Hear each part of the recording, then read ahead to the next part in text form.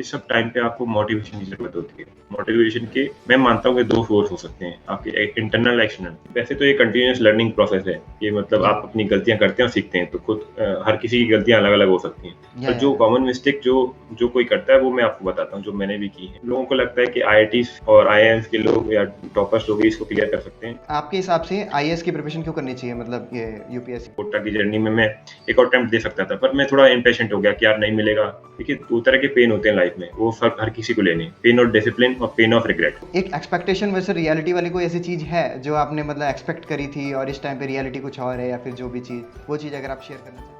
नमस्कार दोस्तों, मैं जसप्रीत सिंह आप सभी के सामने एक और नई वीडियो को लेकर के प्रस्तुत हुआ हूँ। और इस वीडियो के अंदर आज हमारे साथ में एक बहुत ही ज़्यादा ग्रेट गेस्ट है। He is an IPS officer और उन्होंने 2015 में अपनी ग्रेजुएशन कंप्लीट करके मैकेनिकल इंजीनियरिंग से, और अभी रिसेंटली 2019 के अंदर यूपीएस सिविल सर्विसेज एग्जामिनेशन के अंदर AIR 160 सिक्योर किया था। और उन्हीं के साथ में आज इस वीडियो के अंदर हम देख रहे होंगे कि उनकी जर्नी क्या थी, और basically he is going to guide us that किस तरीके से इस चीज के अंदर प्रोसीड करना चाहिए। So this video is going to be very amazing. So please like the video, subscribe to the channel and hit the bell icon, और इसी टाइप की वीडियोस आपको इसी चैनल के ऊपर मिलती रहेंगी। सो वीडियो को शुरू करते हैं। ओके, सो वेलकम सर, और आपका इंट्रोडक्शन आप दीजिए कि आपकी जर्नी किस तरीके से रही है, आप बेसिकली बिलोंग कहाँ से करते हैं, और वहां से एक बार बताइए व्यूअर्स को। Thank you Jaspreet for inviting me here. Thank you sir. My name is Chirag Jain और मैं भरतपुर राजस्थान से हूँ। मैंने स्कूलिंग अपनी होम टाउन से की है। उसके बाद 11th-12th मैंने कोटा में प्रिपरेशन की और जिसमें मेरी आईआईटी में अराउंड 8000 रैंक और एआईट्रिपल में अराउंड 7000 रैंक मुझे मिली थी। और मुझे एनआईटी जयपुर में एडमिशन मिला था mechanical engineering. I have completed my graduation in mechanical engineering in 2015 2015 batch का पास आउट हूँ मैं। उसके बाद उसी साल मुझे टाटा मोटर्स से जॉब मिली थी कैंपस प्लेसमेंट के थ्रू और मैंने 1 साल जॉब की है 2016 तक। फिर मैंने अगस्त 2016 में अपनी जॉब छोड़ दी थी और 2000 अगस्त 2016 से मैंने अपनी यूपीएससी की जर्नी स्टार्ट की थी। और उसके बाद मैंने फर्स्ट अटेम्प्ट दिया, सेकंड अटेम्प्ट दिया, थर्ड अटेम्प्ट दिया। थर्ड अटेम्प्ट में मुझे ये सफलता प्राप्त हुई है। या अब थर्ड अटेम्प्ट में मुझे 160 रैंक प्राप्त हुई 2019 सीएसई में और मुझे आईपीएस सर्विस प्राप्त हुई है। करंटली मैं आईपीएस की ट्रेनिंग में। That's great, that's great. Okay, so एक चीज़ मैं पूछना चाहूँगा सर कि मतलब आपने स्टार्ट किया इंजीनियरिंग से, और ये आइडिया किस तरीके से आया कि मेरे को अब यूपीएससी की प्रिपरेशन करनी है, मतलब ये सोचा कैसे, इतना शिफ्ट कैसे मतलब? देखिए, कहीं न कहीं बचपन से ही मन में तो रहता है कि हम जब देखते हैं न्यूज़पेपर पढ़ते हैं, सुनते हैं, मेरे पापा भी गवर्नमेंट सर्वेंट में हैं, तो सुनते हैं ओके। तो कहीं न कहीं एक मन में तो रहता है कि ये एक इस तरह का पद है जिसमें हम बहुत वाइड स्कोप में काम कर सकते हैं और इवन सोसाइटी में इसकी बहुत रिस्पेक्ट है। तो ओके। मन में था स्टार्टिंग से ही, पर कभी हिम्मत नहीं हुई क्योंकि बहुत टफ समझा जाता था। मेरा आईआईटी में भी अच्छा रैंक नहीं आया था, तो मुझे एक डाउट था कि मैं कर पाऊँगा, नहीं कर पाऊँगा। तो इसलिए मतलब मैंने कॉलेज में भी एज़ सच कुछ भी नहीं किया मतलब सेम एज़ ज़ीरो, ज़ीरो की तरह कुछ भी काम नहीं किया इसमें। तो उसके बाद जब मैं अपनी जॉब कर रहा था टाटा मोटर्स में, तब मुझे कहीं न कहीं फ़ील हुआ, जब मैंने थोड़ा बहुत टाइम मिला मुझे, मैंने रिसर्च किया इंटरनेट पे कि कैसे ऑफ़िसर बनते हैं, तो मैंने पाया कि बहुत सारे इवन हम्बल बैकग्राउंड के लोग, ना उनका अच्छा इकोनॉमिक बैकग्राउंड है, ना उनका इतना अच्छा एजुकेशन बैकग्राउंड है। मैं आपको बताता हूँ आईएएस अश्विन शरण की सर की बात। उन्होंने 10th क्लास में 60%, 12th क्लास में 65%, ग्रेजुएशन में 60%, इन सब एजुकेशन बैकग्राउंड के होने के बाद भी इस एग्जाम को क्लियर किया। तो मुझे वहीं पे थोड़ा बहुत अपने आप की ओरिएंटेशन मिलता गया और फिर मुझे लगा कि मुझे एक बार ट्राई करना चाहिए, अदरवाइज मेरी लाइफ में लाइफ भर मुझे रिग्रेट रहेगा इस चीज़ का कि या मैंने एग्जाम को अपना अपना सपना था, मैंने सोचा था पर मैंने ट्राई नहीं किया कभी। तो इसलिए मैंने फिर जॉब छोड़ दी और फिर मैंने ये जर्नी स्टार्ट की। ओके। सो मतलब उस समय पे आपका प्लान क्या था, मतलब जब आपने ये चीज़ सोचा था कि मेरे को इस चीज़ के अंदर करना है, तो बेसिकली आपका प्लान किस तरीके से था कि मतलब जॉब छोड़ दी थी, या फिर जॉब के दौरान ही आपने प्रिपरेशन कर रहा था, या फिर जो भी था जी, वो जी, जी, चीज़? बिल्कुल, जॉब के साथ मुझे लगता है मुझे मतलब ये पर्सनल डिसीज़न होता है कि जॉब के साथ करना है या नहीं करना। वो आपके फैमिली कंडीशंस पे, फाइनेंशियल कंडीशन पे, पेरेंट्स के सपोर्ट पे डिपेंड करता है कि आप जॉब छोड़ें, नहीं छोड़ें। मैंने जॉब छोड़ के तैयारी स्टार्ट की थी क्योंकि मुझे लगता था कि फुल डेडिकेशन देना है। क्योंकि मेरा जो बैकग्राउंड है वो भी इंजीनियरिंग से रहा है, तो मेरा जो जनरल स्टडीज़ का जो बेसिक प्रिपरेशन है वो भी अच्छे से नहीं था। वो भी मेरे ओके। बेसिक्स नहीं स्ट्रॉन्ग थे। तो मुझे ओके। लगा इसको इनफ टाइम देना होगा, इसलिए मैंने जॉब छोड़ के ही तैयारी स्टार्ट की। ओके, सो इसके अंदर मैं ये पूछना चाहूँगा कि बेसिकली प्रिपरेशन आपने किस तरीके से करी थी, क्योंकि बेसिकली ये बहुत टॉप लेवल के एग्जाम है, तो इसके अंदर डिफरेंट स्ट्रेटजीज या फिर जो भी आपने बेसिकली इसके अंदर फेस किया, वो चीज़ आप बताइए। देखिए, मैं इसकी स्ट्रैटेजी को एक बहुत शॉर्ट फॉर्म में आपको बेसिक टूल्स हैं इसके, जो मैं आपको बड़ी शॉर्ट फॉर्म में एक समराइज़ करना चाहता हूँ। जो आप पाएँगे कि इवन सारे टॉपर्स जो हैं, 99% टॉपर्स इन टूल्स को फॉलो करूँ। या तो मैं इसको समराइज करता हूँ ऐसे यूपीएससी पीएनआर की फॉर्म में, यूपीएससी पीएनआर। तो जिसमें यू है UPSC, P is for previous year paper of UPSC. तो ओके सबसे इंपॉर्टेंट जो चीज होती है किसी एग्जाम को अटेम्प्ट करने से पहले उसकी डिमांड समझना कि वो एग्जाम में आता क्या है, चाहता क्या है, वो कैसे नंबर दिलाता है। तो जब आप इसके प्रीवियस पेपर को देखेंगे और ऐसे से सिलेबस, जब यूपीएससी के सिलेबस को देखेंगे और प्रीवियस पेपर को देखेंगे तो आपको समझ में आएगा कि क्या पढ़ना है, कितना पढ़ना है और किस तरह पढ़ना है। तब आप प्रीवियस पेपर को देखेंगे तो आप पाएंगे कि इस तरह से क्वेश्चन पूछे जा रहे हैं, इस तरह से करंट अफेयर्स पे क्वेश्चन पूछ रहे हैं, इस तरह से स्टैटिक पे क्वेश्चन पूछ रहे हैं, तो आपको समझ में आएगा। तो आपको एनालिसिस करना है प्रीवियस के पेपर का, प्रीलिम्स के लिए भी, मेंस के लिए भी, और इवन हम इंटरव्यू के लिए भी जो प्रीवियस की ट्रांसक्रिप्ट होती है वो पढ़ते हैं कि जिससे हमको समझ में आए कि कैसे क्वेश्चन पूछते हैं। या तो ये हो गया प्रीवियस पेपर पढ़ना है। और सिलेबस जो नेक्स्ट है, सिलेबस में प्रीलिम्स में काम नहीं आता उतना, पर सिलेबस जो मेंस के एग्जाम के लिए बहुत काम की चीज है। उसमें इवन डायरेक्टली क्वेश्चन पूछे जाते हैं। एथिक्स में अगर आप देखेंगे और इवन मेरे ऑप्शनल ज्योग्राफी में, उसमें भी काफी क्वेश्चन डायरेक्टली सिलेबस के पॉइंटर से पूछे जाते हैं। ठीक है, तो सिलेबस पढ़ना है, सिलेबस को समझना है, और इससे हेल्प भी मिलती है। जब कभी आप कोई टॉपिक पढ़ रहे हो, न्यूज़पेपर पढ़ रहे हो, तो आपको समझ में आता है कि मतलब मेरे को ये टॉपिक पढ़ना है, नहीं पढ़ना। कभी कभार क्या हो जाता है कि मतलब टॉपिक आ गया, कोई पॉलिटिकल न्यूज आ गई, पर आपको पता नहीं कि सिलेबस में कनेक्टेड है कि नहीं, तो आप उसको भी पढ़ ले तो टाइम वेस्ट है वो। तो आपको ये सिलेबस से समझ में आ जाता है प्रीवियस पेपर देख के, सिलेबस देख के, कि ये टॉपिक मेरे लिए इंपॉर्टेंट है कि नहीं। ठीक है, नेक्स्ट इंपॉर्टेंट चीज है जो यूपीएससी पीएनआर में है, वो है कॉपीज, टॉपर्स की कॉपीज देखना। तो टॉपर्स की कॉपी देख के आपको, जब आपने समझ गए एक बार डिमांड को, एग्जाम की डिमांड को, फिर उसके बाद क्या इंपॉर्टेंट है, आप टॉपर्स की कॉपी देखें। आपको किसी भी कोचिंग वेबसाइट पे मिल जाएंगी, आपके फ्रेंड्स हैं, मैं दे सकता हूँ, मैंने भी कई कॉपीज अपलोड की हैं। तो उसको आपसे समझ में आएगा कि इस डिमांड को एड्रेस कैसे करना है। अब जब आपको समझ में आ गया कि इस तरह से क्वेश्चन पूछे जा रहे हैं, तो अब मैं लिखूं कैसे इन आंसर के। तो पर्टिकुलरली मेंस के लिए है, जब आप देखेंगे टॉपर्स कॉपी, तो कैसे उनका इंट्रोडक्शन लिखना है आंसर्स का, कैसे उनका कंक्लूजन लिखना है, कैसे पॉइंटर्स में आंसर लिखना है, कैसे कीवर्ड्स को हाईलाइट करना है, तो ये या आपको समझ में आता है किस तरह से आंसर करना है। ठीक है, या तो नेक्स्ट इंपॉर्टेंट चीज हो गई तुम्हारी कॉपीज ऑफ टॉपर। तो ये हो गया यूपीएससी। नेक्स्ट है पीएनआर। जब आपको समझ में आ गया कि ये डिमांड है, इस तरह से लिखना है, अब तैयारी पे है। तैयारी के लिए इंपॉर्टेंट है पीएनआर। पीएन मतलब प्रैक्टिस, नोट्स एंड रिवीजन। आपको प्रैक्टिस करनी है, मॉक टेस्ट लगाने हैं ज्यादा से ज्यादा, जिससे कि जो आप पढ़ रहे हैं, जो आप रिवाइज कर रहे हैं, जो आपने ग्राफ किया, वो आप आउटपुट दे पा रहे, नहीं दे पा रहे, वो इंपॉर्टेंट है। Note an is notes, notes making. Notes making बहुत हेल्प करती है। इसको आप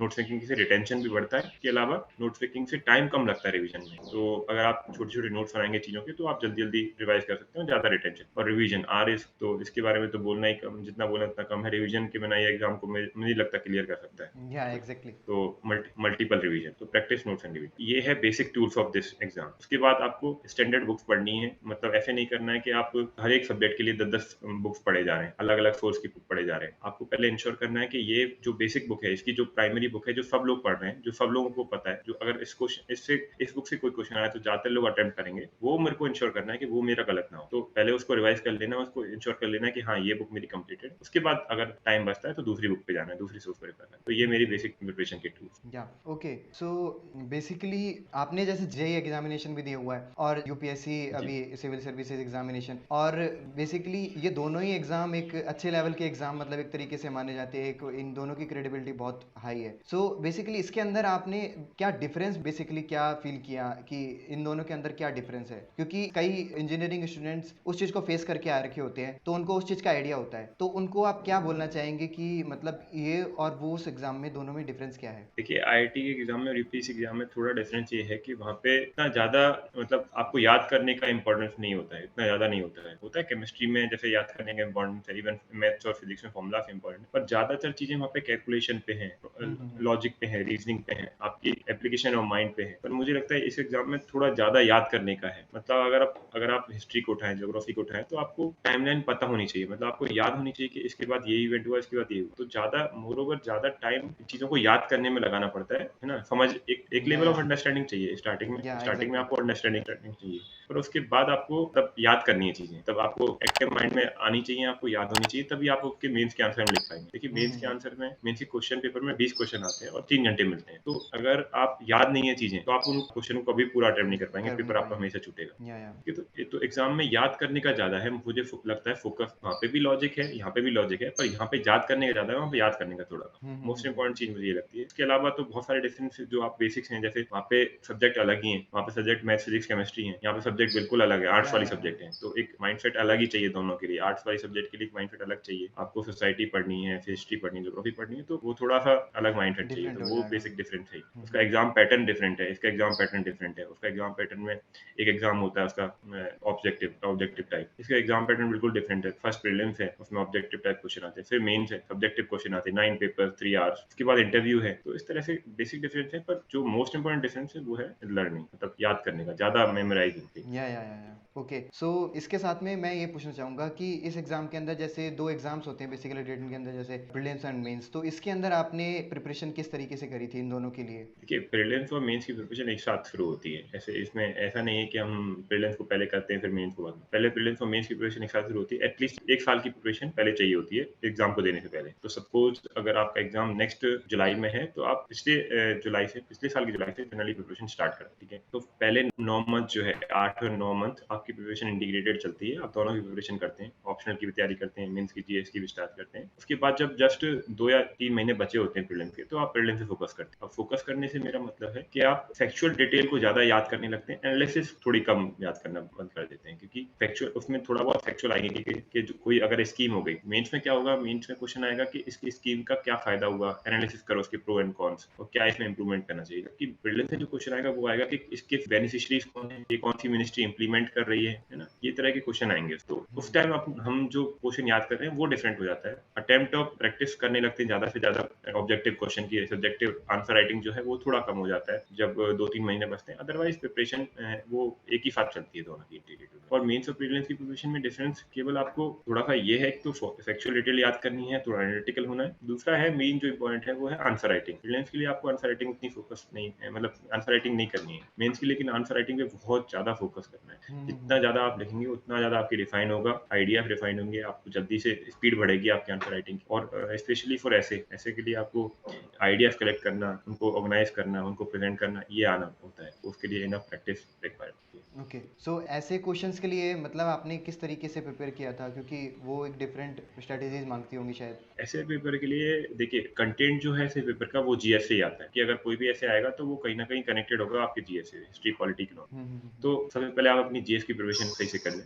जब जीएस की प्रिपरेशन कंप्लीट हो जाए, तो उसके बाद क्या है कि अब उस जो सारे कंटेंट है आपको उसको ऑर्गेनाइज़ करना है for the demand of the ऐसे टॉपिक। या तो जब आपका जीएस का प्रिपरेशन हो जाए तो आप सेलेक्ट कर लें प्रीवियस ईयर्स के पेपर देख के कि ये 10-15 टॉपिक हैं जो जनरली पूछे जाते हैं। फॉर एग्जांपल एनवायरनमेंट हुआ, वुमेन एम्पावरमेंट हुआ, क्लाइमेट चेंज का टॉपिक है, पॉलिटिकल इश्यूज हैं, ठीक है? ये सब इन सब पे टॉपिक कर लें, ये टॉपिक है। अब उनमें कैसे मेरे को कंटेंट डालना है, तो उसके लिए ड्राफ्ट बना सकते हैं। तो ड्राफ्ट क्या बनाएँगे, उसमें इसके प्रोस, कॉन्स एंड सॉल्यूशन, ठीक है? मतलब कि इसके positive aspect, challenging aspect and solution. तो अगर ये ड्राफ्ट बनाएँगे तो उसमें क्या कर सकते हैं, political challenges, economic challenges, social challenges ऐसे करके आप एक ड्राफ्ट बना सकते हैं। और उसमें आप इंट्रोडक्शन, कंक्लूजन के लिए भी आप सोच सकते हैं कि हाँ, मैं ये स्टोरी, ये एनेक्डोट, ये एग्जांपल, ये कोट जो है मैं ये टॉपिक में यूज़ करता हूँ। विमेन एम्पावरमेंट के लिए जैसे मैंने 2-3 कोट कलेक्ट कर लिए थे, अब उनको भी मैं अपने एसे में डालता हूँ, ठीक है? सिमिलरली कंक्लूजन के लिए मैंने कुछ अच्छी-अच्छी कोट्स, लाइन्स है ना, पोएम्स कलेक्ट करी थी जिनको मैं अपने कंक्लूजन में डाला। तो एक बार ये जब बेसिक कंटेंट प्रिपेयर हो गया आपका,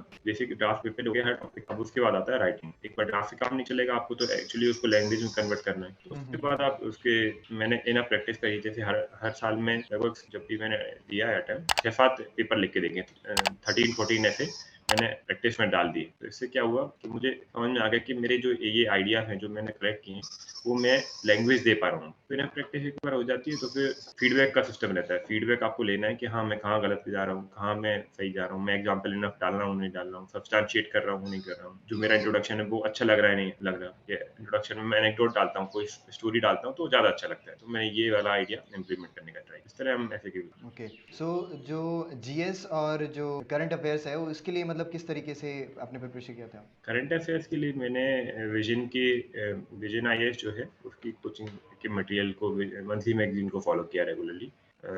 मंथली मैगजीन को मैंने विजन आईएएस के लिए फॉलो किया। मैंने जनरली एक ही सोर्स रेफर किया था। मैं भी रिकमेंड करूँगा कि आप नॉर्मली एक ही सोर्स लगे। आप जब ये इंश्योरिटी आ जाए कि हाँ, कि ये कोर्स मेरा कंप्लीट हो चुका है, मैं इस कोर्स को, मतलब इस कोर्स मेरा रिवाइज भी हो चुका है, तब आप एक दूसरा कोर्स उठा सकते हैं, next course. Otherwise vision IAS की मैंने मंथली मैगजीन पे स्टिक किया था करंट अफेयर्स के लिए। और जीएस के लिए भी जैसा मैंने आपको बताया कि मैंने सारी चीज़ों की जनरली नोट्स बनाए हैं। सिलेबस वाइज नोट्स बनाए यूपीएससी की और उनको मल्टीपल रिवाइज करके मॉक टेस्ट में ज़्यादा से ज़्यादा प्रैक्टिस करनी। ओके, सो ऐसे इस लेवल के एग्जाम्स के लिए बेसिकली माइंडसेट बहुत ज़्यादा इंपॉर्टेंट रोल प्ले करता है। सो आपका किस टाइप का माइंडसेट था इस टाइम पे और किस तरीके से आपने मैनेज किया? कई हाई भी जाते हैं, कई लो भी आते हैं इस टाइम पे, तो इस इन इन सभी चीज़ों को आपने टैकल कैसे किया था? जी, बिल्कुल सही कह रहे हैं आप। इसमें क्या है, आप कई बार ऐसा फेस करेंगे कि मॉक टेस्ट में आपके बहुत ही कम मार्क्स आ रहे हैं या फिर एक्चुअली यूपीएससी के अटेम्प्ट में हो सकता है आप प्रीलिम्स में फर्स्ट अटेम्प्ट में प्रीलिम्स में ही फेल हो जाएँ या फिर प्रीलिम्स पास हो गया तो मेंस में फेल हो जाएँ। तो इस सब टाइम पे आपको मोटिवेशन की ज़रूरत होती है। मोटिवेशन के मैं मानता हूँ कि 2 सोर्स हो सकते हैं, आपके एक इंटरनल, एक्सटर्नल। तो आप इंटरनली बहुत मोटिवेटेड हैं कि मुझे आईएएस बनना है, मैं फेल हो रहा हूँ, मुझे नहीं मतलब है, मैं लगा रहूँगा इसमें कंटीन्यूअसली, पेशेंटली, कंसिस्टेंटली और मैं एक दिन मुझे मिलेगा। तो उन लोगों को एक तो ज़रूर से मिलता है। दूसरा चीज़ है एक्सटर्नल मोटिवेशन। एक्सटर्नल मोटिवेशन कहाँ से आ सकता है? आपके पेरेंट्स, रिलेटिव कोई आपको सपोर्ट करने वाला कि बेटा मतलब जनरली आप देखेंगे, आप किसी भी सक्सेसफुल इवन कैंडिडेट की से बात करेंगे तो उसको भी ये सब फेस हुआ है और उसने इन सबको टैकल किया। उसने या हमने मतलब गिव अप नहीं किया कि एक बार फेल हो गया मैं तो गिव अप कर दिया। फॉर एग्जांपल मेरा भी थर्ड अटेम्प्ट में हुआ है। तो अगर मैं एक बार प्रीलिम्स में फेल हो गया, मेंस में फेल हो गया और मैंने छोड़ दिया होता तो मैं आज आईपीएस नहीं बन पाता। तो इसलिए आपको आपको गिव अप नहीं करना है। तो इसके लिए आपके पेरेंट्स आपको सपोर्ट कर सकते हैं, ठीक है। दूसरा एक है, मैं जनरली जो यूज़ करता था, यूट्यूब की वीडियोस कभी-कभी मोटिवेट करती थी मैं। दो वो बहुत शॉर्ट टर्म मोटिवेशन होता है। दूसरा यूट्यूब की वीडियोस काफ़ी मोटिवेशन होता है। यूट्यूब पे अगर आप जैसे सक्सेसफुल कैंडिडेट की वीडियो सुनेंगे, तो उससे भी कई मोटिवेशन आता है। जैसे मैं बहुत सारे आईएएस की स्टोरी सुनता था कि ये बंदा 4 बार फेल हुआ है, प्रीलिम्स में फेल हुआ है, उसके बाद भी इसने कंटिन्यू रखा और वो पास हो गया। तो जब इनसे लोगों से सुनने को मिलता है कि हाँ, हम लोग कर सकते हैं, ऐसे फेल होके हम गिव अप करने का एटीट्यूड नहीं रखेंगे, तो एक दिन हमको सफलता मिलेगी। तो इस तरह आप फ्रेंड्स के थ्रू, रिलेटिव्स के थ्रू, बुक पढ़ के, अपनी हॉबी परस्यू करके, इस तरह से मोटिवेट रह सकते हैं। सबसे इम्पोर्टेंट है इंटरनल मोटिवेशन, जो कि लॉन्ग टर्म सस्टेन करता है। और या आप मोटिवेटेड हैं कि मुझे बनना है, बन करके दिखाना है, बनना ही है, किसी हालत में करके दिखाना है, तो आप मतलब कर लेंगे इस चीज़। या ओके, सो इसके अंदर एक और चीज़ मैं पूछना चाहूँगा कि इंटरव्यू बहुत ज़्यादा इंपॉर्टेंट होता है, तो इसके लिए प्रिपरेशन आपने किस तरीके से करी और कब शुरू करी थी?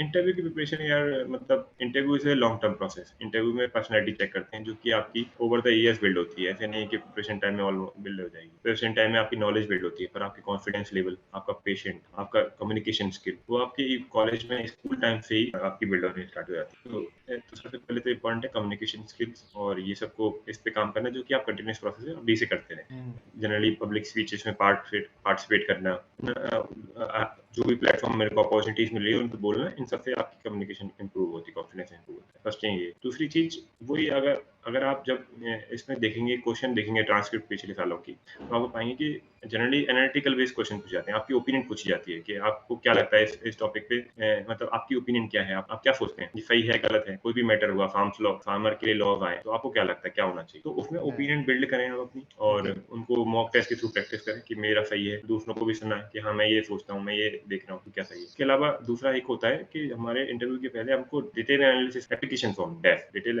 एप्लीकेशन फॉर्म, डेफ, वो फिल कराया जाता है, जिसमें हमारी हॉबीज, हमने क्या क्या किया है, हमारी ग्रेजुएशन, हमारी ऑप्शन सब्जेक्ट, सब के बारे में उसमें होता है। तो उन सब चीज़ों पे प्रिपेयर कर ले अपने आप को, सेल्फली प्रिपेयर कि हाँ मेरा हॉबीज ये है, तो मैं इस पे कोई आंसर कर पाऊँ। Not not the level of expert, but yes general एक अवेयर सिटीजन के हिसाब से आपको अपनी हॉबीज के बारे में पता हो। सिमिलरली आपने कोई अचीवमेंट है आपकी स्पोर्ट्स में या फिर एनालिटिकली कोई एक्स्ट्रा करिकुलर में, तो इन सब में अगर कोई अचीवमेंट है तो उसको प्रिपेयर कर, ये है। पहले प्रिपरेशन चाहिए होती है, माइंड सेट एक मेकअप करना है, और फिर मॉक टेस्ट देके उनको रिफाइन करना है आइडियाज को कि हाँ मैं इस तरह प्रेजेंट कर रहा हूँ, सही बोल रहा हूँ, नहीं बोल रहा हूँ। तो ये बेसिक या प्रिपरेशन। ओके, एक और चीज़ मैं पूछना चाहूँगा कि जो ऑप्शनल सब्जेक्ट है वो आपने किस तरीके से चूज़ किया था और मतलब क्या सजेस्ट करेंगे कि जैसे कोई इंजीनियरिंग साइड से अगर कोई स्टूडेंट है तो उसको क्या ये देखना चाहिए कि मेरे इंजीनियरिंग साइड के सब्जेक्ट्स मेरे को लेने चाहिए या फिर ऐसे सब्जेक्ट जो स्कोरिंग सब्जेक्ट्स होते हैं जो, तो उन सब मतलब आपने किस तरीके से सोचा था और क्या आप सजेस्ट करेंगे?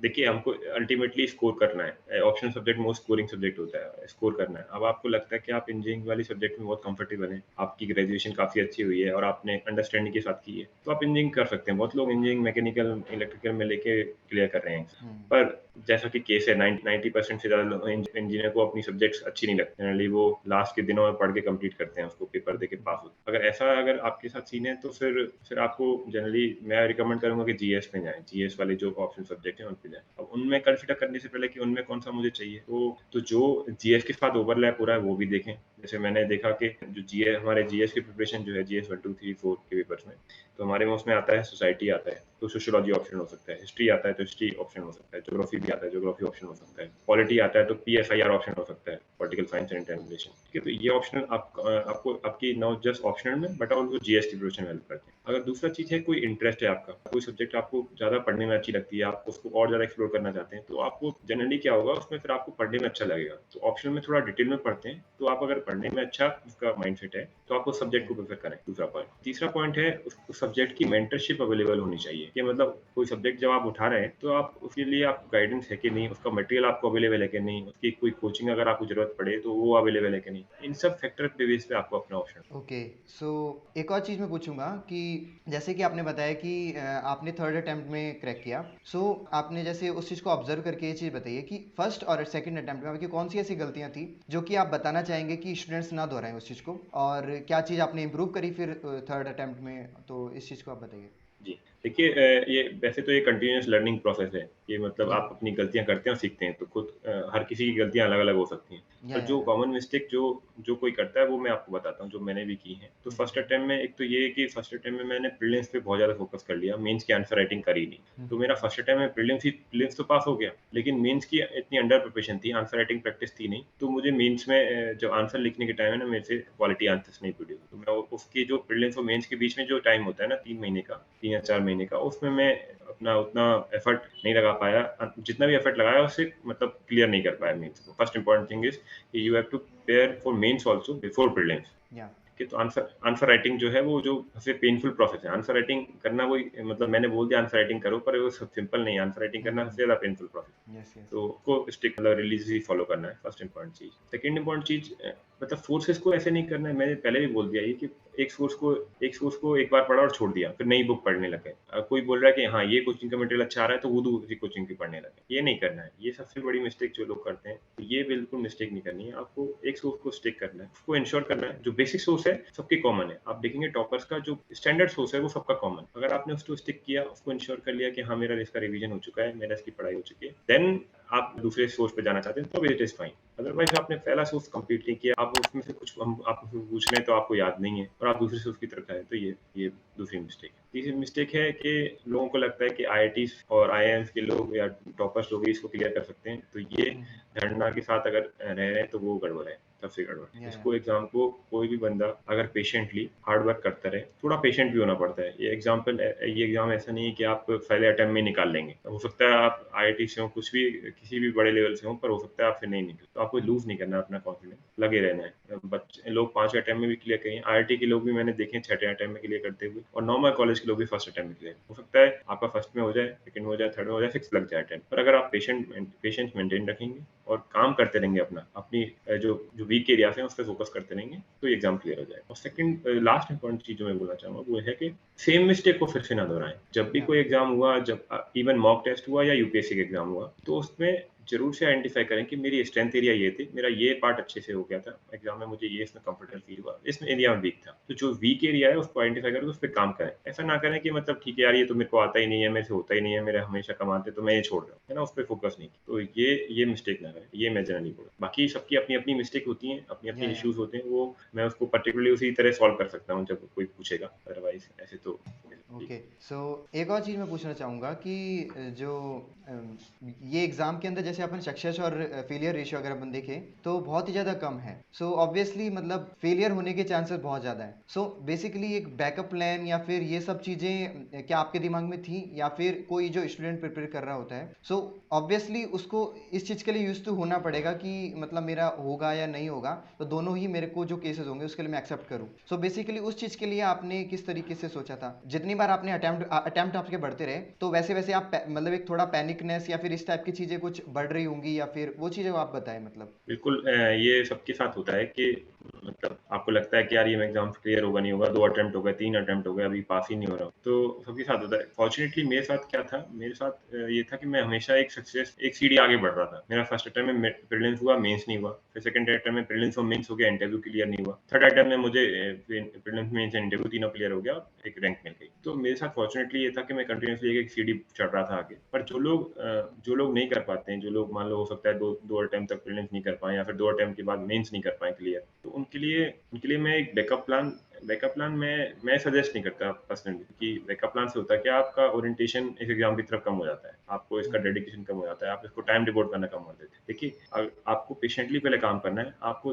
देखना है कि आपने अपनी तरफ से पूरा लगा दिया क्या। मतलब कभी कभी होता है कि लक काम नहीं करता है, कभी कभी होता है कि मतलब नहीं है आपका दिन, तो वो नहीं एग्जाम जो चाहता था वो नहीं कर दे पाया, पर आपकी तरफ से आप प्रिपेयर्ड है क्या। जिस दिन आपको हम्म, लगे कि मैं अपनी तरफ से प्रिपेयर्ड हूँ और अब तब क्लियर नहीं हो रहा है, तब आप देख सकते हैं कि यार हाँ, मैं अब बहुत एग्जाम है। ऐसा नहीं है कि यूपीएससी करने के बाद आपके पास जीरो है, या आपके पास इतने सारे एग्जाम होते हैं इसमें। स्टेट पीएससी होता है, ईपीएफओ, आरबीआई, ये सारे एग्जाम, बहुत सारे और भी एग्जाम हैं जो एसएससी एग्जाम है, तो ये सब आप तैयारी कर सकते हैं। पर एक बार ये इंश्योर कर लें कि मैंने अपना पूरा दे दिया है और मैंने अपनी इनफ तैयारी कर ली है और अब नहीं क्लियर हो रहा है, तो अब मैं देखूँ। अदरवाइज अगर आप देखेंगे कि आप अगर इनफ प्रिपरेशन के साथ अगर इसको देखिए, बहुत अटेम्प्ट करने वाले बहुत लोग हैं, 5 लाख लोग अटेम्प्ट देते हैं, पर सीरियस प्रिपरेशन करने वाले लोग बहुत कम है। जो लोग इस लेवल की यूपीएससी जो डिमांड के लेवल की तैयारी कर रहे हैं वो कम है। तो एक्चुअली कंपटीशन ऐसा नहीं है कि हमारा 5 लाख लोगों के साथ है, एक्चुअली कंपटीशन कम लोगों के साथ है। तो उन जो कम लोगों में compete करना है, तो अगर आप थोड़ा सा एक्स्ट्रा एज देंगे उसको, एक प्रिपरेशन को थोड़ा सा अपनी वीकनेस पे काम करें,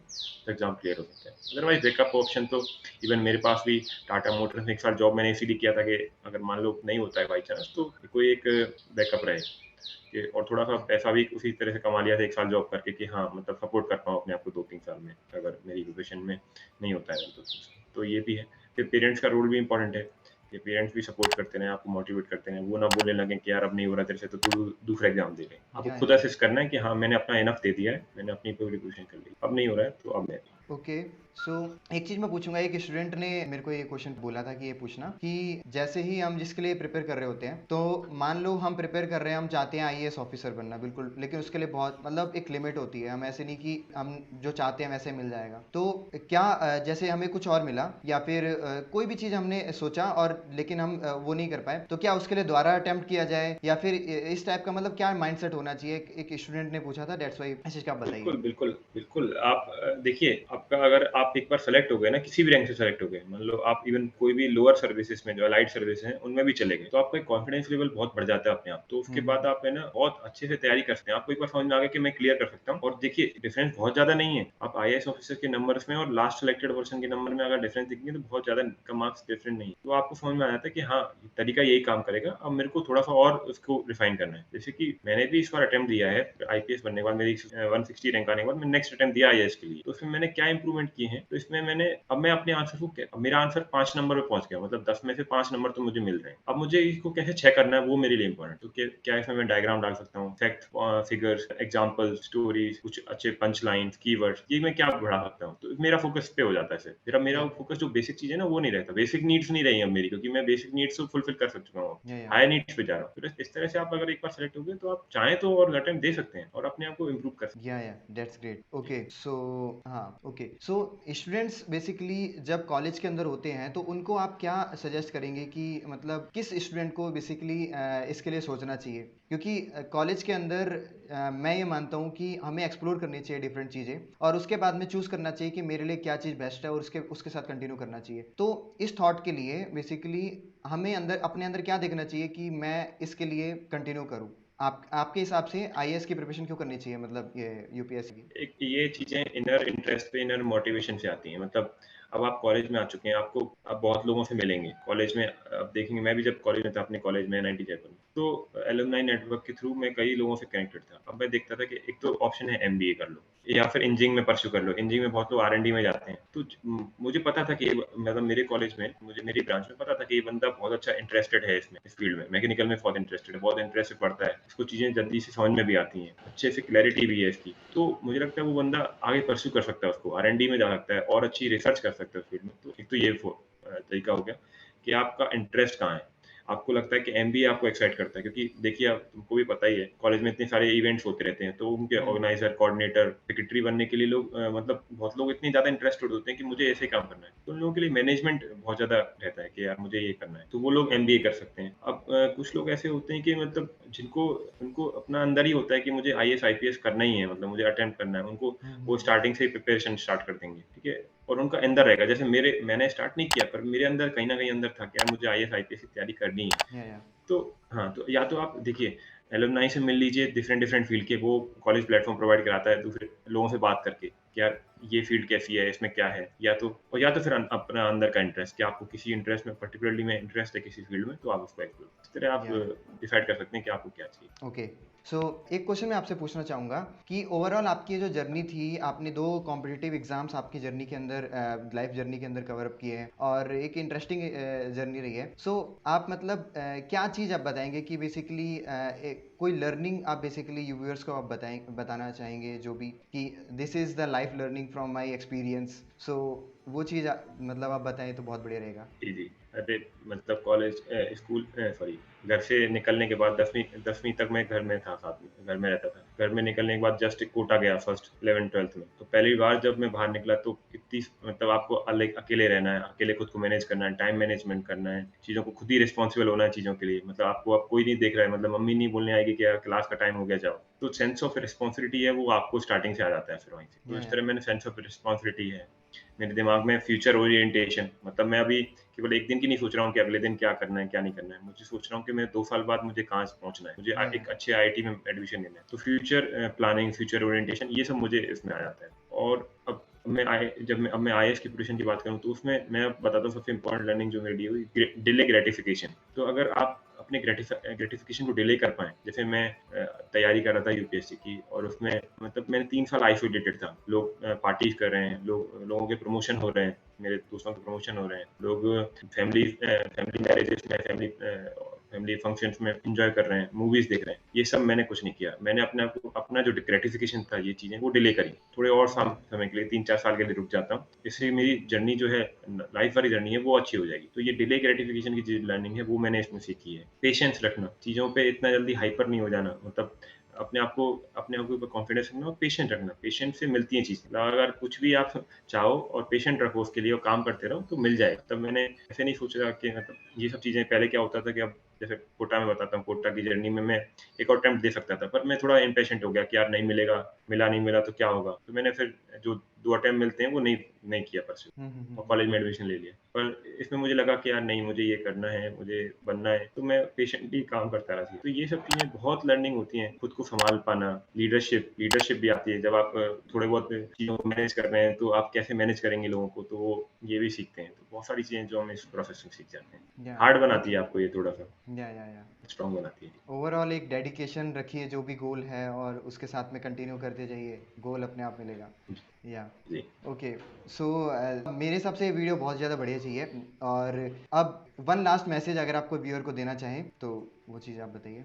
कि देखिए, मैं सबसे लास्ट में यही बोलना चाहूँगा कि अगर आप चाहते हैं एग्ज़ाम को क्लियर करना, आप आईएएस, आईपीएस बनना चाहते हैं, तो आप इसमें कूद जाएँ। मतलब जब कूद जाएँगे तो आप मतलब तैरना भी सीख जाएँगे और आप पार भी हो जाएँगे। देखिए, 2 तरह के पेन होते हैं लाइफ़ में, वो सब हर किसी को लेने हैं। पेन ऑफ डिसिप्लिन और पेन ऑफ रिग्रेट। अब आपको चूज़ करना है कि आपको कौन-सा लेना है। अगर आपने अभी 2-3 साल मज़े करने में लग गए, तो लाइफ़ भर रिग्रेट करेंगे। वो पेन ऑफ रिग्रेट रहेगा लाइफ़ भर कि यार मुझे उस टाइम पे पढ़ लेना चाहिए था, मुझे थोड़ा-सा ग्रेटिफिकेशन को डिले करना चाहिए था और मेरी लाइफ़ अच्छी होती। और अगर अभी आप पेन और डिसिप्लिन को चूज़ कर लेंगे। 3-4 साल के लिए डिसिप्लिन का बहुत पेन होता है। मतलब आप आइसोलेटेड हैं, किसी से मिल नहीं रहे हैं, पूरे टाइम पढ़ रहे हैं, सिटिंग है, वेट बढ़ रहा है, कोई मूवी नहीं देख रहे हैं, किसी तरह का गंदा खाना नहीं खा पा रहे हैं। तो ये सब डिसिप्लिन के जो पेन है, वो अभी 3-4 साल रहेगा, लेकिन लाइफ़ भर आप अपने जो लाइफ़ को एन्जॉय कर पाएँगे। तो आपको चूज़ करना है कि आपको कौन-सा पेन चाहिए, रिग्रेट वाला पेन चाहिए या discipline pen. Choice is yours. अगर आप मैं पर हमेशा सजेस्ट करूँगा कि पेन और डिसिप्लिन को ले लें और ये आपकी लाइफ़ को एन्जॉयबल, सक्सेसफुल और सैटिस्फाइंग बनाएगा। ओके। सो एक और चीज़ मैं पूछना चाहूँगा कि आपने जब प्रिपरेशन किया था उस टाइम पे एक आपकी ऐसे इमेजिनेशन होगी कोई और अभी आप बेसिकली उस जगह पे हो। सो एक एक्सपेक्टेशन वर्सेस रियलिटी वाली कोई ऐसी चीज़ है जो आपने मतलब एक्सपेक्ट करी थी और इस टाइम पे रियलिटी कुछ और है या फिर जो भी चीज़ वो चीज़ अगर आप शेयर करना चाहें तो। देखिए, अभी तो मैं जस्ट अभी सर्विस में हूँ, पता चलेगा ग्राउंड पे जब जाऊँगा आईपीएस की रियलिटी में और एक्सपेक्टेशन में क्या डिफरेंस है। बट यस, जितना हम सोचते हैं उतना नहीं है डिफरेंट। जितना मैं सोचता था कि आईपीएस क्या होता है, मतलब मैं कभी बन पाऊँगा आईपीएस की नहीं, कि आईपीएस के लिए चाहिए क्या होता है। तो जब मैं बन गया हूँ तो मुझे लगता है कि यार ऐसा नहीं कि बहुत बड़ी चीज़ है, बहुत हवा की चीज़ है, कि कोई अलग ही देश से आते हैं वो लोग, अलग ही प्लैनेट से आते हैं। ऐसा नहीं है। मतलब डिफरेंस है, आपका सोशल परसेप्शन है, सोसाइटी की तरफ रिस्पेक्ट है, लोगों का नज़रिया आपकी तरफ बदल जाता है। आपको एक बार लोग नॉर्मल पर्सन समझ रहे हैं, आपको एड्रेस कर रहे हैं, ओए यहाँ मतलब ऐसे करके एड्रेस कर रहे हैं और सर बोल, अब मतलब हर कोई हम्बली सर बोल रहा है, बड़ा या आदमी या भी। तो या डिफरेंस बदलता है, सोसाइटी का परसेप्शन बदलता है, पर अपने अंदर आपको समझ में आता है कि यार मैं जब सोच रहा था कि एक आईपीएस कोई अलग ही चीज़ होती होगी, तो वैसा नहीं है। मुझे समझ में आता है कि ऐसा सो अमेजिंग, ये वीडियो का एक्सपीरियंस मेरे साथ बहुत बहुत बढ़िया रहा। सो व्यूअर्स को मैं एक्चुअली बताना चाहता हूँ कि आप लोग जो भी प्रिपेयर कर रहे हैं बेसिकली इस एग्ज़ाम के लिए, वो लोग अगर सर के नोट्स अगर आप लेना चाहें तो बेसिकली मैं उनका डिस्क्रिप्शन के अंदर लिंक डाल दूंगा, तो वहाँ से आप जा करके डाउनलोड कर सकते हैं। एंड इसी के साथ में इस वीडियो को आप एंड करना चाहेंगे। So it was nice talking to you sir, and that's all for the video. End इससे पहले कि मैं वीडियो एंड करूँ, please like the video, subscribe to the channel and hit the bell icon. So stay safe, stay healthy, and a big thumbs up from my side. Bye bye guys.